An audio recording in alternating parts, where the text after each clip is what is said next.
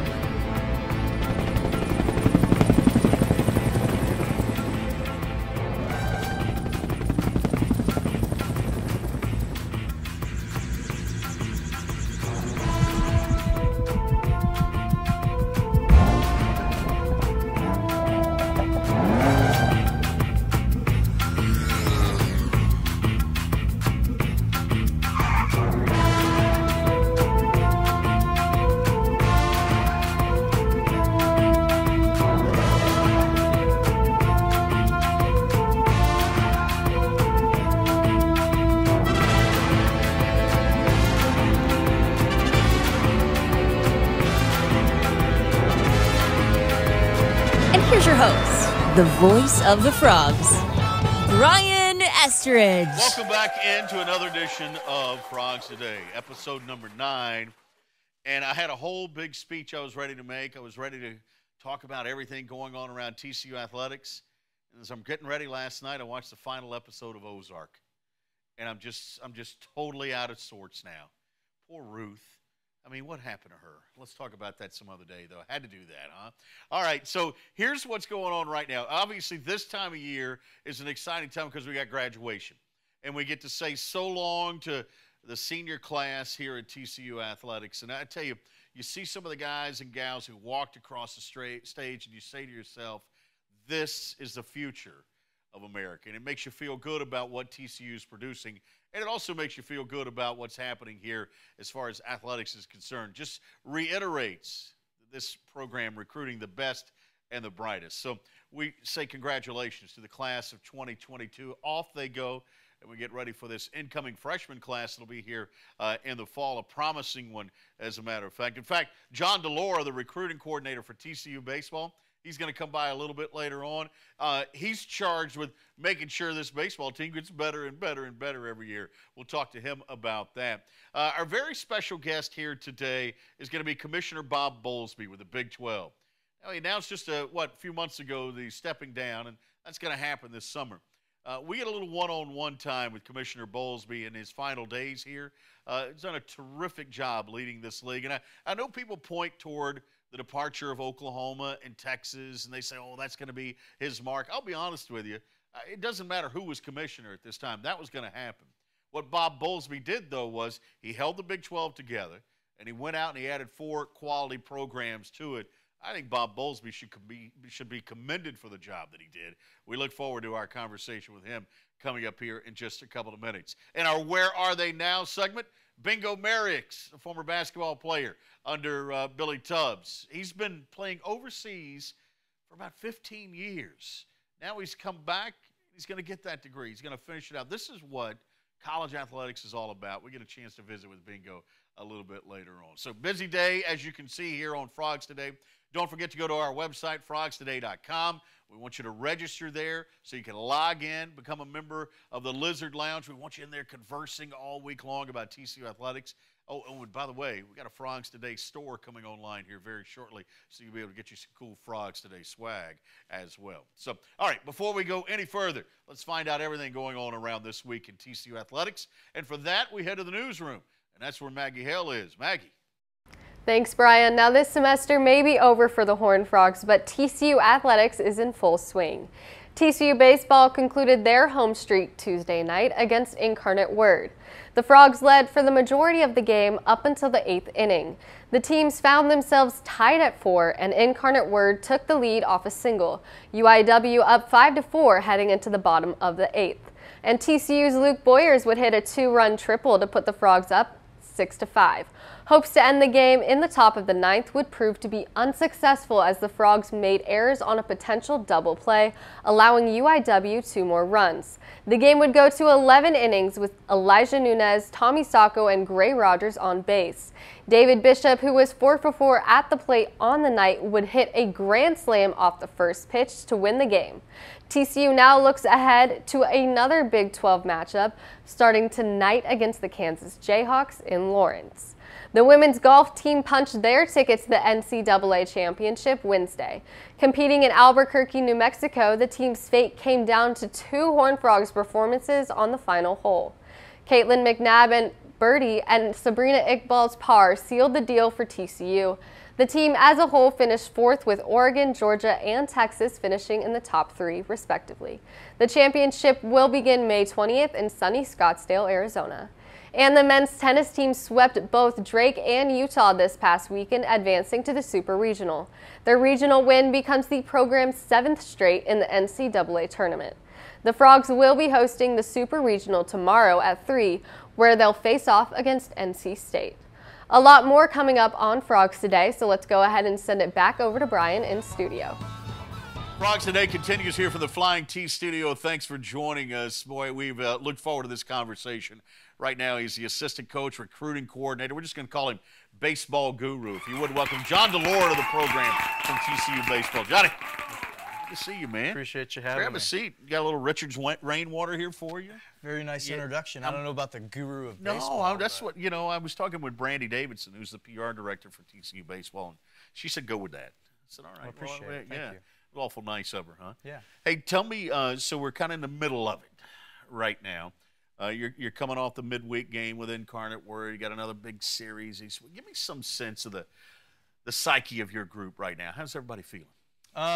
We're feeling good. We feel like, we can control our own destiny here the last couple weeks. And have there been ups and downs? Sure. But I think that's baseball. And, we're trying to push through it. And the guys are doing a great job. And, it matters for us how we finish, these last couple weeks. So regardless of what's happened, the last few weeks or month or 2 months ago, good or bad, we know that everything that we want is still right in front of us. So just keep going out and doing what we're doing and working each day and, trying to get after it. So the psyche's good, and we're excited for the finish here. The cool thing about baseball, guys, is you guys almost work in day-tight compartments. And once a game's over with, you file it away pretty quickly.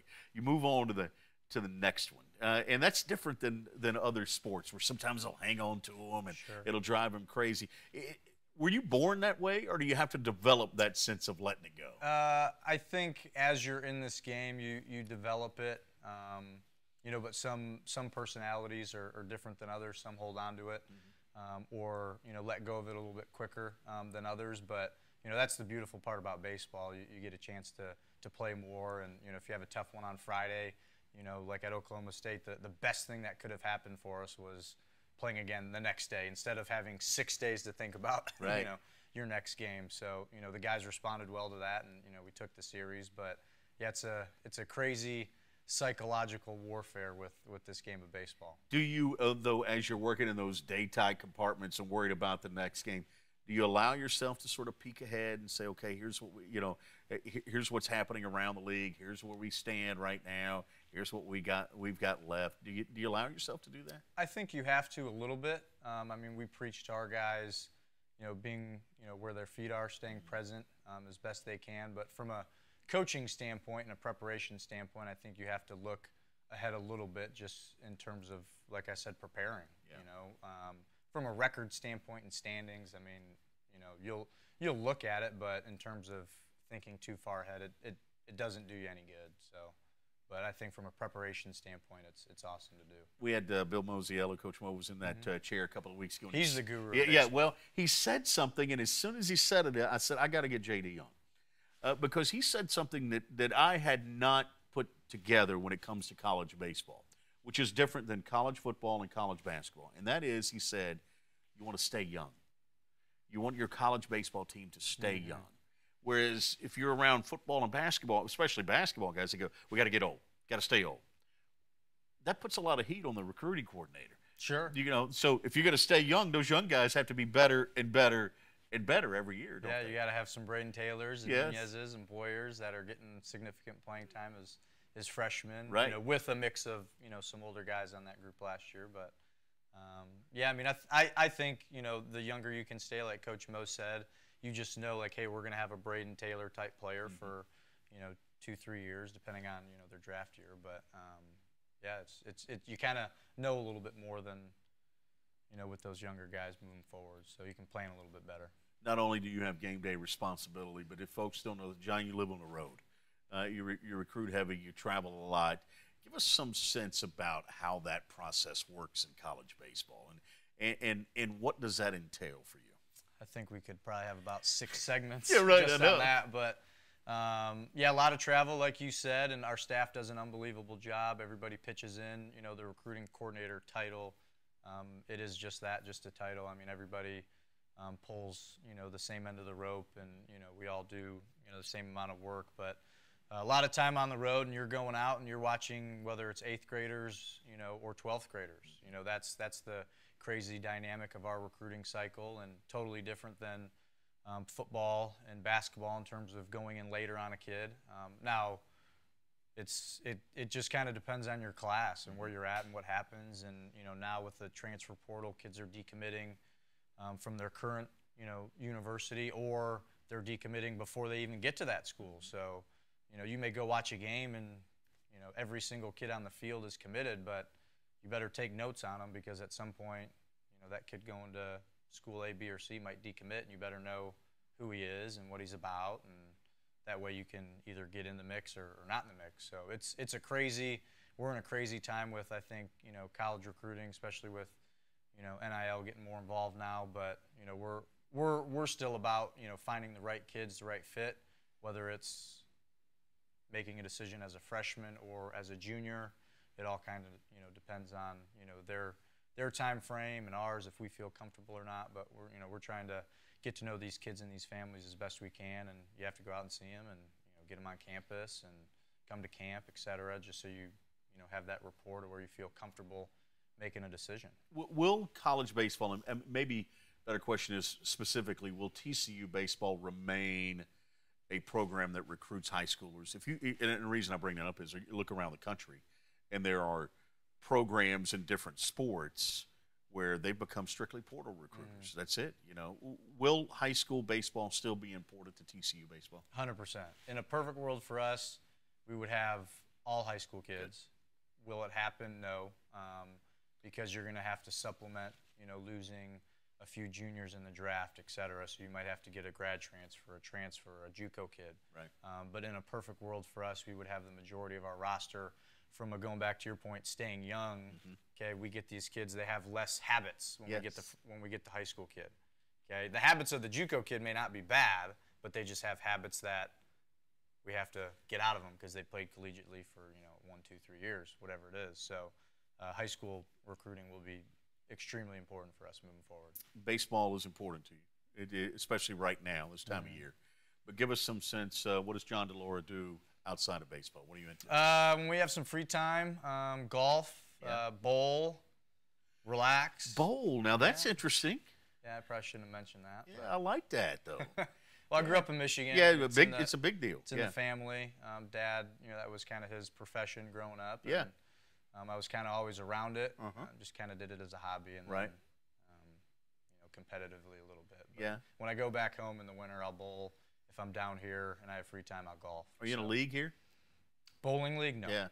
No. I'd be too embarrassed to. But. What number are you throwing up right now? What would be your average? I'm in the 220s probably. That's pretty solid. Now it runs in the family, of course, but still. Yes, sir. Yeah. That's not bad. I saw something the other day on television about it was bowling, but it was with a smaller ball. Feather bowling, or candlestick bowling, yeah. Yes, with a different pin and a different ball, but that's just in certain regions of the country, right? I believe so. Yeah, I haven't really gotten into that. So now, do you go fingers in or no? Yes, fingers and thumb. Fingers and thumb. Yeah. A lot of bowlers now are. The new ones are they don't even put either in. Yeah, they'll put the 2 fingers in. They'll just go 2 fingers. Yeah. You'll get more spin out of it. So. Right. You have the wrist thing. I do not. You don't wear the wrist guard? Ernie McCracken wrist guard? You don't wear the wrist guard? I do not. Now, is your shirt always untucked when you bowl? Yeah. That's it. I mean, a bowling shirt cannot be tucked in. It's a little uncomfortable. Yeah, it's got to have some range of motion down there. Yeah, so. you got to look good, man. That's right.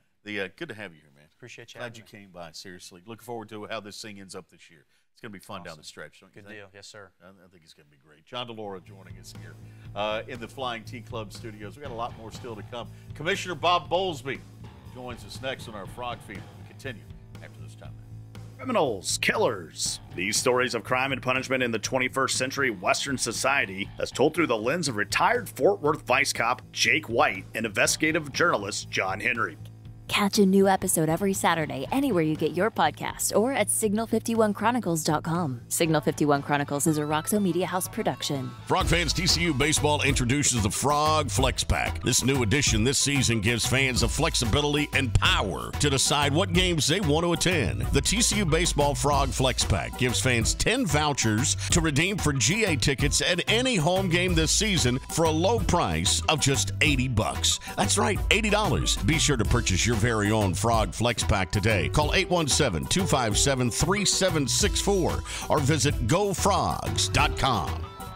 What do you call a Fort Worth-centric podcast featuring guests of international, national, and local fame? Fortitude FW. Why catch the latest episode? Because every guest has a story to tell. Join hosts J.W. Wilson and Britton Payne every Friday for the latest stories from noted Fort Worthians in business, sports, lifestyle, entertainment, law enforcement, politics, and, well, you get the idea. Fortitude FW, where the stories never die. Listen anywhere you get your podcast or at fortitudefw.com. Fortitude FW is a Roxo Media House production. FrogsToday.com is the ultimate TCU sports fan community. Members enjoy exclusive content from inside the locker room, feature presentations, access to athletes, coaches, and alumni that are making headlines, and a live show featuring Brian Estridge. Join us and an interactive sports community full of Horned Frog fans now at FrogsToday.com. Frogs Today is a Roxo Media House production. Back we come on Frogs Today. Thanks for joining us again here in the Flying T Club studios. Time for our Frogs feed, as we like to say it. We go live around the country, sometimes around the world, as in Madrid, Spain last week with Cam Norrie. This week, though, we just go across 360 to Dallas, where our friend Commissioner Bob Bolesby is with us right now. The Big 12 commissioner, kind enough to carve out some time for us. Commissioner Bowlsby, good to see your face. Thanks for hopping on with us. Brian, it's always good to be with you. I always do whatever you ask me. You are very kind. That is very true. And I'm going to miss that about you. I'll be honest with you. And I say miss because you announced a while back that that it was time for you to step down as Big 12 commissioner. Give us some sense as to what led to that decision. Well, I don't know that I had any sort of epiphany one morning that it was just time, but you know, I'm 70 years old and I've got a little time left on my contract. And yet, as I look at the landscape, it's probably not likely that some of the problems we have with NIL and with the transfer portal and with some of the lawsuits and the like, that I'm actually going to be able to stay around long enough to make a meaningful impact on those things. And, you know, part of the reason I left campus and came to the conference office was because I felt like there was an opportunity to help with the things that were good about college athletics and make some of the things that weren't as good as they needed to be better. And I've had that opportunity, had the opportunity to lead nationally. But, you know, as I've gotten a little older and thought about it, you know, you don't quit in the middle of a pandemic, and you don't quit in the middle of two of your primary members leaving. So, you know, there just hasn't been an obvious off-ramp in the last 2 or 3 years. And it just felt like it was the right time to give somebody with a little longer runway the opportunity to get their arms around the challenges. And, you know, I told our board, I'll be happy to stay and onboard the new people and offload OU in Texas whenever. I'd be happy to do the TV negotiation if you want me to, but I'm also willing to get out of the way and move on if you feel like a longer runway makes some sense. And so, you know, it was very much a collaborative process, and the board has been great to me, of course, including Chancellor Bashini. He's been wonderful during the entire time I've been with the Big 12. And so, I just thought the time was right. And you've been around this a long time, as I have. Hardly anybody gets out on their own terms. And I feel like I have come as close to that as possible.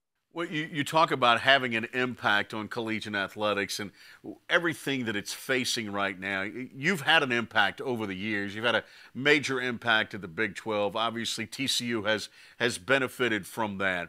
But those challenges facing athletics right now that you ran through, the NIL, the transfer portal, those sorts of things, compliance and legislation. Commissioner, do you think we're at a point where we can get these fixed? Will they be fixed in the future, or do we see college athletics changing before our eyes and never looking the same? Well, I think the answer is both, Brian. I think college athletics is changing. I think NIL is a big change, but it's one that was likely overdue. But it was never intended to be an inducement as to where you go to school or where you might transfer. And so, the absence of guardrails has made it a lot more difficult than it needs to be. And we are almost to the point of free agency relative to the transfer portal. We're going to get a little more structure around that, and I think it'll tend towards the mean eventually. In the sport of football, about 40% of the kids in the transfer portal are walk-ons, and so they're looking for a scholarship, didn't have a scholarship. The other 60%, about half of them are getting a new scholarship, and about half of them walk away from a scholarship and not getting another one. So, over time, I think there'll be a leavening effect there. I think we'll end up with some transfer windows that keep it from being an all year round deal. Athletics has proven to be very resilient over a long period of time. And we will find a new normal, but on Saturday, you'll see football games being played, and throughout the winter, you'll see basketball games being played, and it won't look very much different. But, we are in a period of change. There's no doubt about that. Some of the change is difficult. But it's a resilient enterprise, and we will find a new normal that allows us to continue to move forward. Other than adding TCU, what will go down as one of your greatest achievements in the tenure at the Big 12? Well, while I happened to be in charge when TCU and West Virginia came on board, I didn't actually add them. They were added before I got here. And so I can take credit, I guess, or blame for the we have coming in, but I can't take credit for TCU. And the Horned Frogs have been a great addition to the league. I mean, it's been very fun for me to be able to just jump in the car and go over to events at TCU, and obviously I get there and Baylor more often than I do most other places, just because it's easier transportation. But I'm very fond of the campus, and Chris and Jeremiah have done a great job with facilities at TCU. It's just it's a really great place with lots of wonderful people, and I just have become very fond of TCU, and frankly, didn't know a whole lot about the history and the prominence of the university until I came to the Big 12. So that's been a very pleasant thing, and TCU has been a terrific member of our league. I think I know the answer to this, because you and I have talked about it before, and that 2-year stretch of COVID, and I remember that March day when we were in Kansas City and we ran into each other at the Big 12 tournament after you had to make that tough decision. Was that the toughest time in your tenure? Is that the most difficult period for you? Does anything else even compare? Well, I don't know. It might be the thing that I was least prepared to deal with in my career. And I think probably a lot of us felt that way. It was a lot more than just deciding we weren't going to play those games on that Thursday morning. I mean, we were doing conference calls, and we were talking to health department officials, and there were all kinds of rumors flying around, and airlines were shutting down, and transportation was shutting down. And I'll never forget walking towards the press conference at T-Mobile, then Sprint, and having to tell the kids that were already on the floor warming up for the 11 o'clock game that they weren't going to be able to play. And both the teams that were involved needed some wins in order to get into the NCAA tournament. So, they had tears in their eyes because they thought they had lost their opportunity to get in the NCAA tournament. Little did they know that the NCAA tournament was going to get canceled as well. So, I would have to say I was patently unprepared to deal with a pandemic, except that I think probably a lot of the things I've dealt with over the years have caused me to trust my judgment and to rely on people around me and the like. And I think what we learned from it, and you and I have discussed this before, I think we learned that you don't make decisions very far ahead of time. You listen to professionals in the field and to, in this case, to doctors and epidemiologists and immunologists, but you also make small corrections. You'll remember, as I do, that on August 15th of the year that the pandemic started, we didn't know if we were going to be playing football games 2 weeks later. Right. And that's pretty surreal when you know that every university is reliant upon those gate receipts and that TV money for their livelihoods. And the trickle down effect of having to shut down in its entirety was going to be catastrophic for our members, and yet we couldn't do anything that was going to endanger people. And so, our first priority was that people were safe and that they were getting proper medical care and they were protected from the virus as much as we possibly could. Commissioner, there have always been 4 or 5 words that I've had in mind to describe you, I'll be honest with you. And that is, I've always found you to be approachable and candid. I've found you to be trustworthy. But to me, the best description is I've always found you to be first class. And I want to wish you the best in the future. I want to thank you for hopping on Frogs Today with us here today via the Frogs feed. And again, we wish you the best of luck, and we hope we see you down the road, that you still show up on campus periodically. Well, I appreciate those very kind words, Brian, and I've appreciated our relationship very much.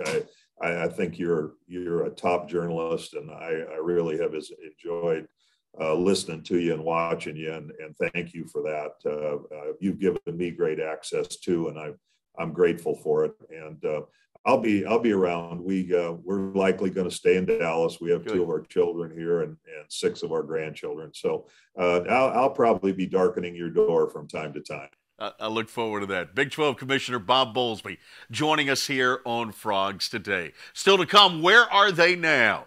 His name is Bingo. You might remember it. We get to catch up with him next as Frogs Today continues in a moment.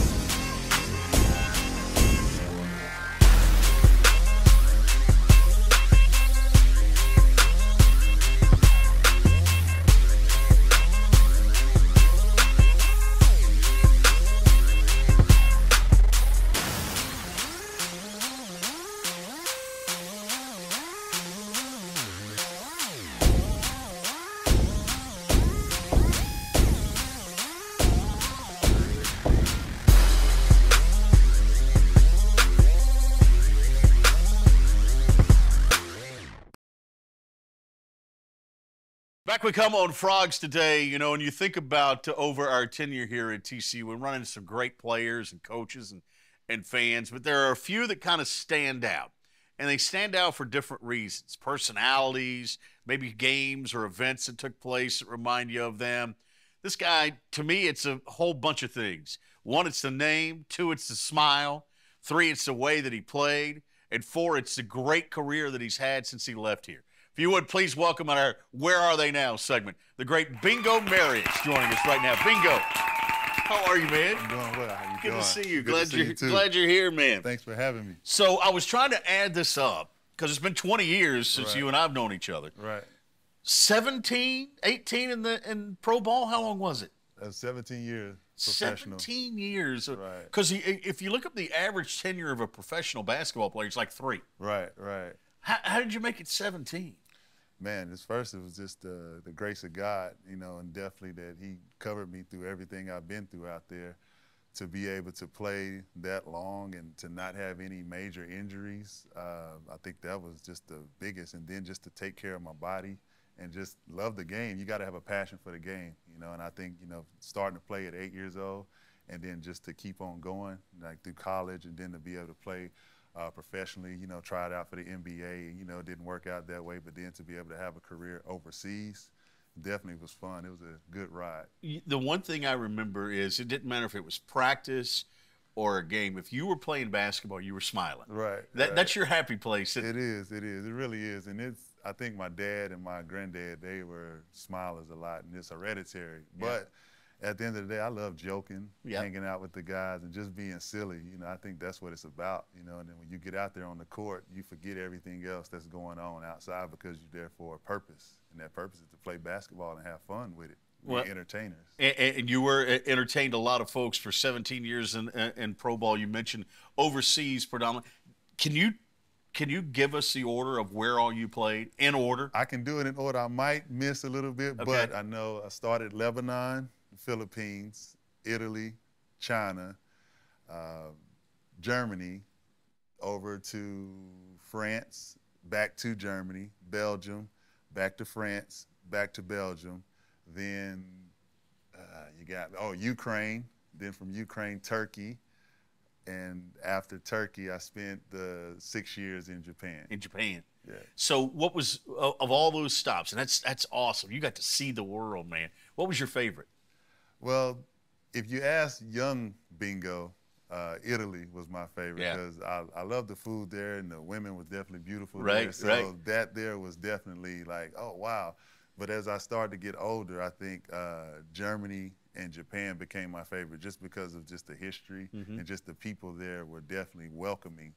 And so it was more like a family home feel because the fans were definitely more catering to the athletes because we was away from home. Right. So you over there 9-10 months out of the year, you can get lonely. And so to develop the friendship that I developed, it was definitely made it, you know, easier to be there. Did you plug in? I mean, did you, or because I think I know the answer to this from knowing you, but did you kind of embrace the culture and try to learn about it? And I did. I figured you would. Like I said, at first, you know, first being over there, you're young, so Yeah. you don't know what to expect. So you go hang out at clubs, bars, and stuff like that, you know, Right. just kind of experiencing that. But then the more that you kind of see things, sightseeing and everything like that, you find it interesting. And then, you know, just me, I feel like I've never met a stranger. Yeah. So when I'm going over there, even because happiness and, you know, smiling it's an emotion, you know, it doesn't really have to be a language. Yeah. So a lot of the guys that didn't speak English, just being there, just being on the court with them or going out to eat with them, just using your body language a lot also kind of was my language over there. That makes total sense, man. I wonder, and you don't have to tell me you particularly, but of all those stops, which paid the best? Definitely. Well, in the earlier years, it was Europe because, you know, Asia, they wasn't like, there wasn't a respect for Asia because the Asian people were really small Right. and everything like that, and you think of the Europeans. So that's where they were paying the best. Right. Now, in the latter years, everything towards the end of my career, the Asian countries start paying better. So Right. you got your Philippines, you got China, and you have Japan. They definitely pay the athletes better nowadays. Give me some sense of the crowds. Like, I mean, would there be thousands of people at games? It would be. It would be. My first experience when I was in Lebanon, the first tournament I went to, it was real crowd. I say it was probably about between 700 to 900 people there. Yeah. It's filled. And so when I walk into the arena, it's smoky because they was allowed to smoke in there. Right. And so I guess a guy was getting rowdy, and so we're coming in, the team's already playing, and so I got my bag in there. The security is carrying this guy out and kind of like hitting him with his stick and everything, and I'm looking like, whoa, what did I walk into? And my coach, he was American. He was from California. Uh-huh. And so the first thing he said to me was like, welcome to overseas basketball. I was looking like, oh, man. But I think that the crowd, the energy in there would just, it would push you to want to play, and they love basketball over there. You'd be surprised how many, like, people just come out to watch games and everything of that nature. Who was the best player you saw overseas that you played against? The best player I saw was probably Chris Copeland. He was a talent. I mean, he could score the basketball. Played in the NBA, he played so. in the Pacers, and he Yep. played with New York. Yep. And you could just see that he was definitely a great player. I also played against Justin Holiday, the middle Yep. Holiday brother. Yep. And he was a good talent as well. And I think in the first part of my career, older guys I'd have to think of was maybe Sean Lampley. Okay. He played at California. Yep. And he was also a good player over there. What was the strangest food that you ever ate? Because you were in some different places. I was in China, and you think about, like, well, the stereotype is like they eat dog, they eat cat over there, right? And so in China, in the early parts of the 2000s, they wasn't really like speaking English like that. So I had to have a translator everywhere I went. So we went out to this restaurant. I guess my translator had to use the restroom, so he left me sitting with my teammates. And one of my teammates on the team, he could speak English a little bit, young guy. He was, learning how to speak and taking courses. Right. So he put a plate over to me, and it's like this slimy, like, it looked like ground beef, but it looked really different. Yeah. And so he's like, yes, try this, this is good. And so when I was going to try it a little bit, my translator comes back, I was like, no, don't eat this is dog. And so they all started laughing. Right. And I'm looking around like, I don't know if it was a joke or not, right. but I almost ate it, yeah. but I didn't. You got that close. Yeah, I got real close. And yeah. I think like the texture of foods was definitely the weirdest thing that I had experienced over in the Asian countries. If there was one sightseeing, and by the way, Al, our producer, wants me to wrap up soon. Okay. I'm not doing this. This is too good, Al. Okay. I'm just telling you right now. Bingo's too good. We're gonna be here a while. If there's one sightseeing thing that you want to do, what would you tell somebody? I would tell some, like, if you're going by yourself, just like with the guys or anything like that, you definitely will, like in Japan, they have a lot of like the gladiator type fields, like arenas and like temples and stuff you can go to see, like in kind of like the what do you call it, like the Phoenix, yes. like those type of sites. If you're going with your significant other, I would say like Italy, France, those places, you go there because it's really, you can really feel the love there as far as like when you go to Rome or right. when you go on like the boat and seeing everything like that. I think that would be really nice. Think about this. We're having a conversation, you and I, two small town boys. You're from Wichita Falls. Right. Who would have thought that coming out of Wichita Falls, coming to TCU, that here we are 20 years later, and you're telling us all the great worldly destinations that we need to go to. It's been a great run, man. It's been great. Me and my mom was just talking for Mother's Day, and she was just telling me about just how long my tenure was playing overseas. And then, like, every year, I think for, like, the first 7 to 10 years, she hadn't seen me play since I, been at TCU. And so she got to come to Germany. So for the longest, she was always saying, like, you don't have to play because of your dad, or you don't have to play because you think somebody, will say something. She said, you can retire. I said, no, Ma, I love playing. So she came to Germany for the first, because she never flown, and she never flown that far. So you can imagine going 10 hours on a plane to Germany. She was very nervous. But when she got there, she was like, it was like an apartment on a plane. Like, they served me peanuts and everything like that. So she had a good time on the plane, so that was good. So when she got there and seen me play, and this was like I was, 32, 33, And I had a 25-12 that game. All right. And so after the game, she just came up and hugged me. She's like, yo, you can actually play basketball. I was like, well, thanks, Mom. I appreciate that. Where you been? Yeah. So I just think in that, man, it's just, man, God has been good. It's Yeah. been a blessing to be able to play that long and to be effective as well, too. Well, think about it. It all started with Billy Tubbs back here at TCU. Yeah. We lost Coach Tubbs this past year. Yes, yes. I know how close you guys were. I know I miss him. I miss him every day still. Yeah, for sure. The last time I really had a conversation with Coach Tubbs, he was still the same, still crazy, and it's just still joking. And the story that I tell everybody, because everybody asks me, why did you go to TCU? And when I sat down with Coach Tubbs and he came into my home, he said, I can make TCU as far as you want it to be from Wichita Falls, or I can make it as close. And what I understood with that is like, because he knew I was family oriented. Right. And so I didn't want to go too far away from home. But he was saying, like, you know, I can have some practices. I can have you locked up and you won't get to go home. But if you need to go home, I can send you there too. Yeah. And so just that style of basketball and just his, you know, the way he was and his energy, I think I got a lot of that as well from him and his personality. Because he loved practice and he loved games. Yes, and that was his happy place. Right, right. You know, much like you. All right, where are they now is kind of what we call this segment. And just so folks know, you are back in Fort Worth. Right. I'm so happy about this. Tell folks what you're doing. Well, now I'm going back to school to finish my degree. Yep. And I'm 19 hours away. So I started yesterday, actually. May 9th is when I started. And so now I'm on the process of finishing my degree. That is awesome, man. And then what will you do after that? I'm still trying to decide. I think I have a little time to kind of figure that out a little bit. And I think when the pandemic started, that kind of got me to brainstorm, because when you're playing, you don't really, you think about, oh, I might want to do this, I might not want to do this, but you're playing and you're just in the game. And so when it actually comes, it's like, all right, now those ideas that you brainstorm, you have to really start thinking about. Yeah, so, I get a sense that we'll see you around Coach Dixon in the program a little bit. For sure. I'm going to help them out as glad far of as that. the big guys and everything. Just kind of, you know, give them knowledge and just my little wisdom that I may have to help them along the way. Right. But we didn't even mention that he was part of the Fort Worth Funk.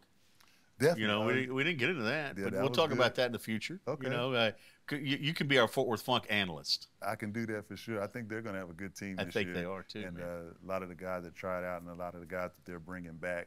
And then, you know, we had a year under our belts. Yeah. You know, that first year last summer, it was kind of tough. We didn't know what to expect. Yeah. And then at the end, you're like, oh, well, we can actually win this game. Because, you know, people didn't expect us to do that well. And so to actually do that, I think it'll be a better showing this summer. Can you come back again? I can. Yeah, especially when we get into basketball season. I'd love to visit with you more and kind of pick your brain about stuff. I would love to do that. Yeah. You know what? You're one of my faves, man. Thank you. I'm glad I you really came enjoyed by. you. And I remember we were playing against Fresno. Yeah. And I think they were ranked maybe 16, 17, something like that. And I don't know if you remember, I went up for the tip dunk, and when I came down and I started dancing, and you called it the bingo shuffle, the horn frog shuffle. Yeah. And that always sticks with me, and my cousin laughs about that because he remembers you saying that. Can you still dance? I don't know. Yeah, I might have to stretch a little bit. All right, it sounds good. Yeah. Bingo Merriex, thank you much for coming by here in our Thanks for having Where me. Are They Now segment. More to come, including our roundtable of experts. We'll get to that as Frogs Today continues in a moment. Say hello to the water of tomorrow. Richard's Rainwater. Richard's Rainwater is 100% rain, refreshing, renewable, and the only ingredient we use in our water. Why rain? Because everyone deserves access to clean water, and rain is a 100% renewable resource available everywhere. Drink the rain. Save the planet. Shop now at richardsrainwater.com. On her new video podcast show, Curb Appeal, TV personality Kirby Schnorr talks about everything that appeals to her most with her best friend and City Boots owner and founder, Lizzie Bentley. Joined by their friends and special guests, they cover fashion, food, music, art, and Western culture while giving you a behind-the-scenes look at their lives, favorite places, and things to do in Fort Worth. Curb Appeal drops new episodes weekly at curbappealshow.com or anywhere you get your podcasts. Curb Appeal is a Roxo Media House production. FrogsToday.com is the ultimate TCU sports fan community. Members enjoy exclusive content from inside the locker room, feature presentations, access to athletes, coaches, and alumni that are making headlines, and a live show featuring Brian Estridge. Join us and an interactive sports community full of Horned Frog fans now at FrogsToday.com. Frogs Today is a Roxo Media House production. Oh, the all-important round table, except there's no well, there is kind of a table. And it's round. It is round. All right, we've got a table this week, so we're good to go. He's Jeff Wilson. Obviously, you know him from frogstoday.com. He's Reed Simpson. You know him from our post-game beers podcast with the Lupton Drinking Club, the old LBC, right? LDC. I did that wrong. It's the LDC. Yep. Yeah. Drinking. We got to get you guys some gear, man. We've had a lot of requests for merchandise. For LDC stuff? Various slogans, Yes. kind of graphics, a bunch of different things. Yeah. All hats and shirts. All of it family friendly? Yeah. Okay, good. You never know with these guys. Gotta keep it clean. You have to ask. I mean, it's seriously, it's the first thing you have to ask. We try to toe the line. Is it family friendly? All right, got a lot we want to get into, guys. Since Reed's here, I'm gonna start with baseball. Perfect. Jeff, you've been watching this team.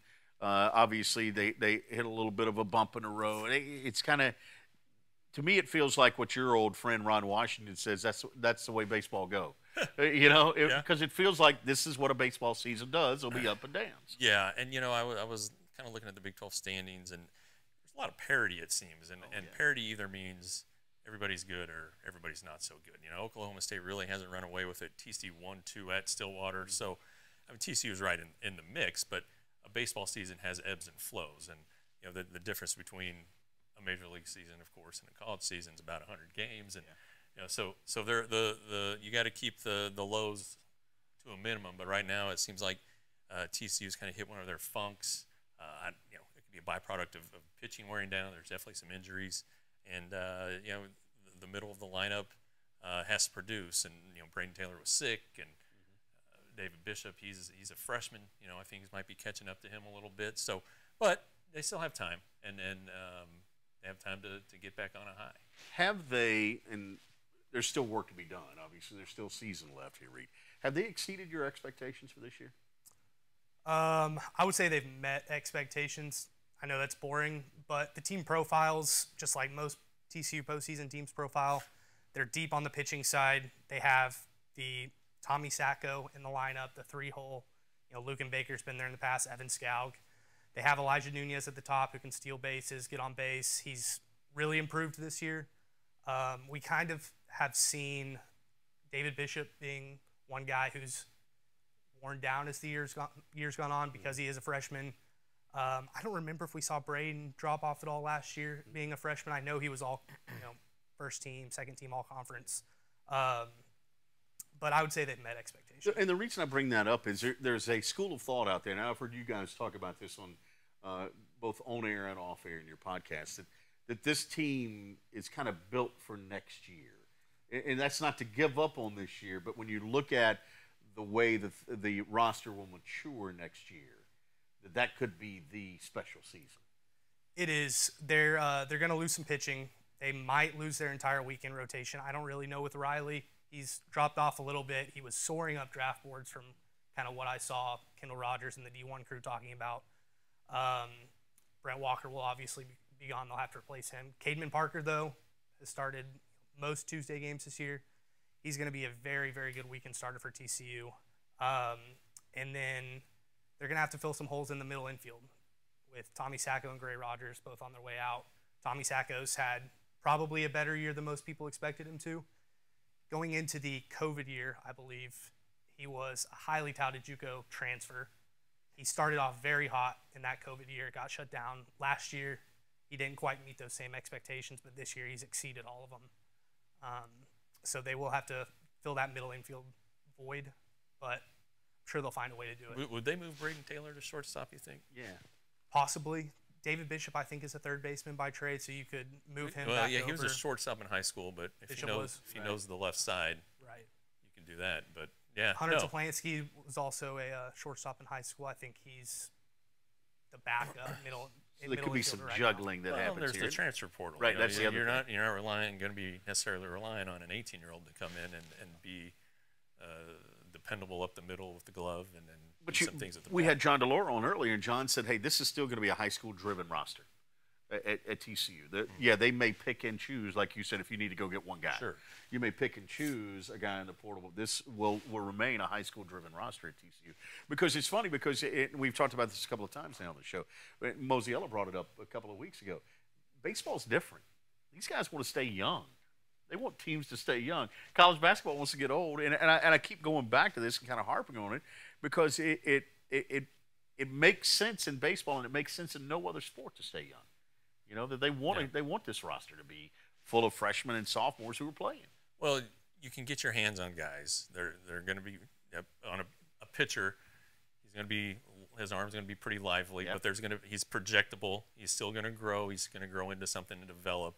And if you can get your hands on him and develop him the way you want, then there's an advantage there as opposed to getting a guy like Walker from Oregon, right, who spent a number of years there, came over as a senior basically, and is kind of set in his ways. And I'm not, and that's not bad. I mean, he's a fine pitcher, but you know, you have a chance to develop guys and make them part of your program for a few years, you know, and especially if they aren't draft eligible sophomores, you know, you're going to get them for 3 years and get a chance to grow with them and do something with them. Yeah, it kind of goes back to Delaura saying they don't have the bad habits. You know, freshmen and sophomores don't have the bad habits that junior college kids do, or transfers out of the portal have, so you don't have to necessarily break them down and build them back up again. You can bring them up in the culture that you want them brought up as far as the program goes. Yeah, I like that. That's a good word to use, too, because they know the TCU way from the beginning. Real quick, give me your guesstimate, and then I got to spend some time with Jeff on Bob Bowlsby. Your guesstimate on postseason, where this team is, who we might see. So obviously we want to sweep Kansas, go into the tournament, win the tournament, get a host site. If not, I think the committee is going to put us in College Station. You think so? I think we'll be the 2 seed in College Station. And so you think College Station will host? I believe so. Yeah. Because A&M is very hot. Because if you remember, the early word was that TCU would host and College Station would come here. That A&M would come here. That's flipped pretty drastically. So either way, you've got TCU and A&M in the same. Unfortunately, I think so. That might sell a ticket. Or fortunately. There might be a ticket. That might be. That might sell a ticket or two. What's interesting is DBU could also be the 2 or 3. Yes. The other 2 or 3 seed in that region. Strong, man. That would be really strong. All right, real quick, just a couple of minutes left here, Jeff. Bob Bowlsby was on with us earlier, leaving as commissioner. I've said this. Other media members don't necessarily agree with me. I've always liked the guy. I thought he did a pretty good job. I thought whoever was commissioner at the time, those 2 teams were going to leave. You know, I'm not sure that whoever could have saved him. Your take on his tenure? Well, being a commissioner is not easy. You know, just look at the professional sports commissioners. I mean, Gary Bettman. Why do people boo Gary Bettman? I know. He's been in the job forever in the NHL. You know, and they had their stoppage, but they're doing pretty good. Right. You know, and so Rob Manfred, I get, and you're okay with that? Yeah, I was going to say Rob Manfred. You know why people boo him? He's a nice guy, but it's a tough job. Yeah. And you can't win no matter what you do. You've got to keep a number of constituents healthy, and in this case 10, and well 12 at one point, but 10, and so it's 12 different ADs complaining. It's 12 different fan bases complaining. It's 2 really big dogs making a lot of noise. Right. So he juggled the best he could. I think when you kind of look back at it, what are the black eyes? I think 2014, the co-championship with TCU and Baylor, but they evolved to get a title game. He quickly adjusted. But just when you look at the Big 12 as a whole and beyond football and basketball, Big 12 does a lot of really good things up and down the sports spectrum. Consistent. I mean, tennis, track and field, swimming. I mean, this is good stuff. And those sports don't make you any money, but they count. Yep. Aside from there have been some black eyes, like I said, the Baylor thing. But again, though, on his watch, but not on him. Right. But still, it's just and then this Texas-Oklahoma exodus, not his fault. No, exactly. And I think the addition of the 4 that he went and got was the best he could do. Sure. Those are the 4 best ones out there. Hey, listen, if you'd like to be a partner here on Frogs Today, we'd love for you to join us. All you got to do is simply, we're going to put an email up on the bottom of the screen here. if you'll just drop us a note there, because we'd love to have you join us as we continue to expand programming. These guys, both Reed and Jeff, are going to continue to do more at frogstoday.com. We've got more programming that's going to be coming out of the Lupton Drinking guys. We're not going to let them just focus on baseball all the time. Sorry, that might be news to Reed right now. Sorry about that, buddy. No, that's welcome. You know, exactly, but football's rolling around here. I know Jeff's got some special stuff planned. We want you to be a part of it. We'd love for you to partner with us. If you'll just drop a note to that email at the bottom of the screen, and we'll make all of that happen for you, all right? I want to say a special thank you to Jeff Wilson, to Reed Simpson, who joined us here. Also, gosh, Bob Bowlsby, Bingo Merriex, John Dilaura from TCU Baseball. Pretty good show this week, fellas. You got to be a part of it, too. So. Well, we're the closer. Yeah, exactly. We're in here in the ninth, shutting it down. And speaking of that, real quick, give me a tease on Rangers Today. RangersToday.com. It's everything you need to know about the Rangers, and it's good and it's cheap. $5.99 or a month, or $60 a year. And you got a podcast coming up soon. Anybody good we want to know about? Well, Cole Reagans, who's a left-hander for Frisco Rough Riders. We got David Murphy, a former Rangers player, lined up here down in a couple weeks. So we don't just focus on meaningless guys. We get the big people in. David Murphy, one of the class acts, and you guys always have something going on after every series. We're in contact with Kendall Rogers of D1 Baseball right now to get him on next week to do a little postseason look ahead for TCU. Good. So talk some recruiting too. Figuring what's up on that, man. Yep, it's always a mystery in college baseball. Yes, it is. Always fun though. All right, very special thank you to all these guys for joining us. Thank you for being a part of Frogs Today. Don't forget to go to the website frogstoday.com. Also log in there, register for the Lizard Lounge. Get in there, mix it up during the week. That's where all the fun is. Until we see you again next week, I'm Brian Estridge. Have yourself a great day. Frogs Today is brought to you by the Flying Tea Club, supporting TCU student athletes, and by Richard's Rainwater. Say hello to the water of tomorrow. Frogs Today is a production of Roxo Media House.